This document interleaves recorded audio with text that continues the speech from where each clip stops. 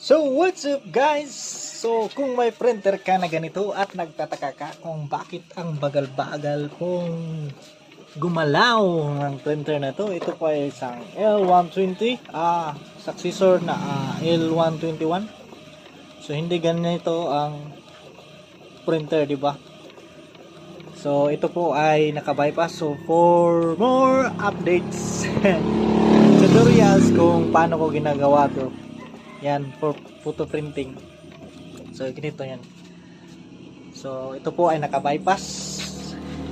And then for more tutorials, kung gusto niyo malaman kung tutorial na to, so punta kayo doon sa YouTube channel ng yours truly, 2DC3 Vlogs, para makuha niyo naman yung timpla na ganito. Ayan, di ba?